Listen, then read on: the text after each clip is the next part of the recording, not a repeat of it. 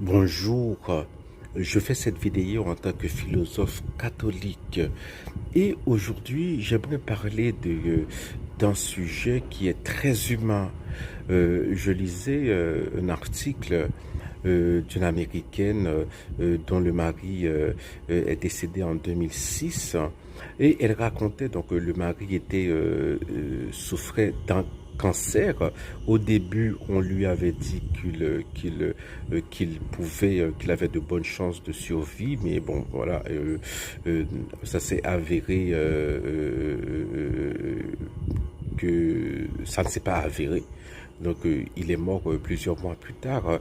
Et elle avoue à un moment, pendant que son mari prenait son bain, elle a aspergé un peu, comme ça, son bain d'eau bénite. Bon, elle n'était pas croyante. Elle avait grandi en tant que catholique, mais elle s'était coupée de la religion catholique depuis belle lurette. Son mari n'était pas croyant, donc on peut comprendre. Bon, c'est un geste de désespoir. Hein. Voilà, lorsqu'on a un être cher qui meurt, on vous donne, voilà, on vous dit, bon voilà, de l'eau bénite, de l'eau bénite, mais, euh, mais il y a une erreur fondamentale derrière tout ça, c'est de se servir de ce qu'on appelle les sacramentels, comme par exemple le chapelet. Voilà, un chapelet béni, c'est un sacramentel, c'est de les utiliser, c'est comme si c'était des objets magiques. Objectivement, c'est de l'idolâtrie.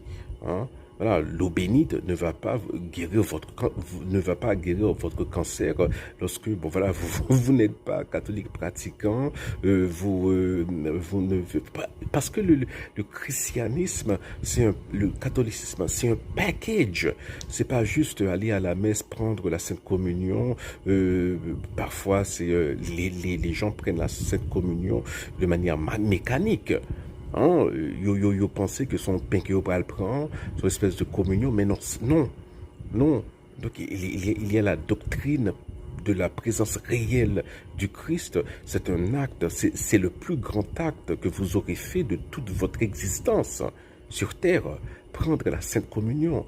Donc c'est pas bagage, c'est pas jouer de Simone. C'est la raison pour laquelle on dit, ben, si vous avez quelque chose sur la conscience, avant de prendre la communion, il faut confesser cette chose.